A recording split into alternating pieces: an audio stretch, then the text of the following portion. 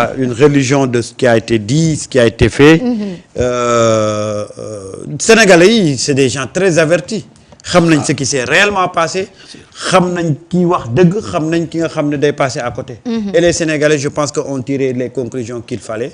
Ousmane Sonko quand il est venu il a tiré cette affaire au clair.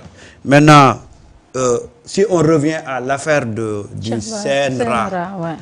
CNRA Cheikh Bara bu ko neexoon sax du tontu. lu tax bu ko neexoon. du sax tontu. ndax lan. parce que CNRA lettre bi mu bind. Walfadjri la ko adressé. waaw mais émission bi Cheikh Bara. waaw mais Cheikh Bara juste pour te dire pour rek confirmer ne moom li muy def daf ko assumer. mu dem di andi ay éclairage mais bu ko neexoon. bu ko neexoon mu ne man comme man adressé wuñ ma. une lettre man damay toog jàpp sama njàmbur. mais pour montrer que moom il assume pleinement ses propos sa sortie jóg na def réponse ñun nag xam nga lan moo ñu ci miit mooy lan Marieta fii la ñu ubbil antenne ma jàmbal mu dugg sur des questions tellement sensibles que yow boo ko waxoon balaa jant soo ñu tëj la sosal na fi ministre de l'intérieur sosal na fi ministre des forces armées sosal na fi Ousmane Sonko le premier ministre quelle a été la réaction du CNRA dara ah waxu ci yàbbiwu ci nga toog le soir nga dem ci plateau télé yi chaque jour que Dieu fait ñu ngi insulter Ousmane Sonko lan la ci CNRA def dara am na ku toog ne Ousmane Sonko bu wàccee premier ministre xale yi nañ ko attaqué ku ko bëgg a attaqué rek ñëwal déedéet nañ ko saaga kay la wax waaw nañ ko saaga lan la ci CNRA def dégguma mu wax ci defu ci absolument rien mais est-ce que Ousmane ñor na leen waaw mais justement xam nga bu fekkee ne moom Ousmane ñorul ko ñun sénégalais yi Ousmane ñor nañu te bànqaas boobu nag ñun sénégalais yi ñoo tax mu jóg su defee loo xam ne normalul ñun sénégalais yi ñooy taxaw ne ko li ngay def nii ce n'est pas normal gis nga ay CNRA yi nii je suis désolé mais c'est des institutions qui ont atteint leurs limites c'est-à-dire que tu ne peux pas créer une révolution ba pare tu ngay reconduire les mêmes institutions yi nga xam ne ba yàq jotee ñoom ñoo yàq on se rappelle du CNRA ñoom ñoo fi tëjoon Walfadjri est-ce que les textes ont changé déedéet est-ce que le fonctionnement a changé tey on prend ce même CNRA là mu ñëw ñu ne moom moo war a réguler l'audiovisuel mais bu leen ci xaar leneen lu dul li ngeen gisoon ci jamonoy Macky Sall on est en train de reproduire les mêmes comportements les mêmes pratiques que li amoon ci jamonoy Macky Sall loolu nañ ko wax benn yoon nit ñi xam ko il faut que les Sénégalais soient d'accord sur ça ñu xool nu ñuy taxawee qu'est-ce qui a changé entre-temps waaw CNRA de dara changé wu dara changé wu mais fii lan moo fi changé aujourd'hui si on reproduit les mêmes pratiques que Macky Sall ne soyez pas étonnés parce que on a gardé les mêmes institutions yi fi Macky tegaloon les mêmes hommes yi ko doon incarné ñoom la ñu bàyyi ñu continuer di doxal foofu lan la fa changement di am c'est pourquoi après 1 an 8 mois mais qu'est-ce qui a changé absolument rien rien c'est-à-dire que aujourd'hui la révolution c'est dans la langue mais quand il faut regarder les actes mais il y a rien de révolutionnaire bu ñu teg depuis 1 an 8 mois moo tax sénégalais buy xaar beneen doxin bu dul bi fi Macky Sall doon def yaa ngi nax sa bopp ndax tey bànqaas yu bëri ña fa Macky Sall ñoo nekkoon tegoon ñoo fa nekk kenn jëlewu leen fa de déedéet ñoom ñoo fa même les mêmes personnes ñoo nekk ci les mêmes institutions yi fi Macky Sall bàyyi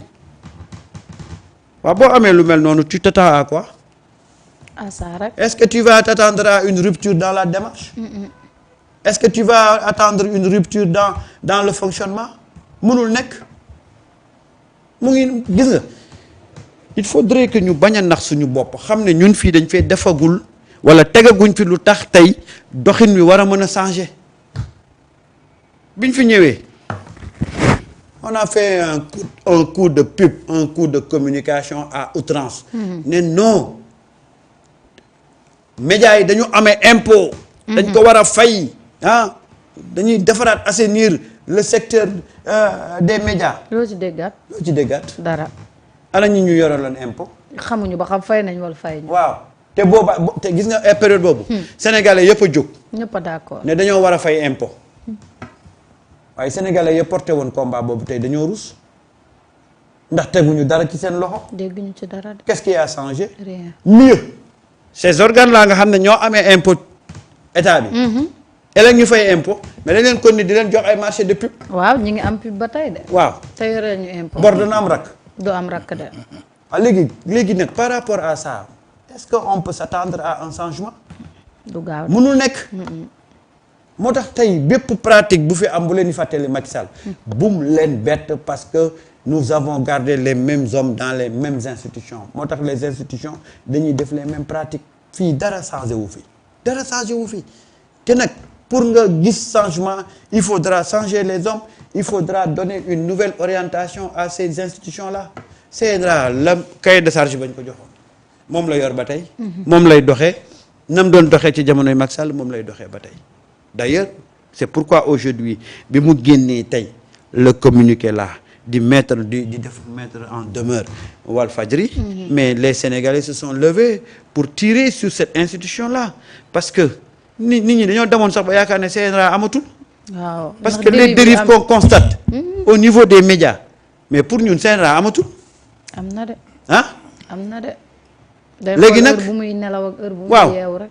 léegi Cheikh Bara li mu leen wax c'est très clair. dana leen li ma wax su ngeen ma ci génnelee fenn foo xam ne rek dama manqué orma njiiti réew mi ah man je prends acte et je l'assume kese loolu leen waxa donc ñoom nañu xool ban grief la ñuy porter à Cheikh Bara à travers émission bi mu def Walfadjri mais dama ne la tey on était tellement optimiste que on a vu dans notre illusion on pensait que les choses avaient changé c'est-à-dire que ñun ñu ngi jàpp ne ñun ci suñu xel ne affaire yi mu ngi changé mais il a fallu qu'il y ait un petit problème pour que ñu revenir sur terre pour constater que tout autour de nous ñun la ñu jàppoon ne changé na dara changé wu tey s'il y a un changement fondamental moi je le dis et je l'assume tey s'il y a un changement fondamental xam nga fan nga koy gisee au niveau de l'administration et du gouvernement et ça a été fait sous l'impulsion du premier ministre Ousmane Sonko il a réinstauré la confiance autour de l'administration il a dégagé des orientations claires pour le gouvernement dem ci au niveau du secteur agricole ñu opérer fa ay changements au niveau du secteur énergétique ñu def fa ay changements au niveau du secteur minier ñu def fa ay changements yooyu moom c'est visible on l'a constaté et c'est des changements qui sont en train d'impacter positivement ci doxini réew mi tey je te donne le cas de l'agriculture quand on a changé ni ñu doon distribuer les semences ouais. déggatoo fi béykat buy jooy na jotul ci son semence bi déedéet ko de amatu fi de parce que dañoo changer les mécanismes de distribution on a joué sur le levier transparence pour que képp ko war a jot ci distribution yi ci semence yi nga jot ko et à l'époque si tu te rappelles c'est la gendarmerie nationale les forces de l'ordre qui avaient même accompagné et cette distribution là foofu il y a un impact quand même positif parce que tey béykat yi bi ñu waree jot semence jot nañ ko nga dem tey dans le secteur minier on a fait un recensement global des sites miniers qu'est-ce qu'on a constaté qu'il y a plus de 200 et quelques sites yoo xam ne dañ doon opérer dans la clandestinité ah loolu c'est une avancée demal dans le secteur de l'énergie dans le secteur des hydrocarbures on a renégocié des contrats yooyu da ngay gis ne impact bi dafay am directement ci ni réew mi di doxee. Ça veut dire que nous travaillons pour que réew mi mën a jóge fi mu nekk. Ça veut dire que le travail avance également. Absolument. Non moi je suis. mais li Samba di wax li avancé wul mooy ci bànqaas yi ñu teg.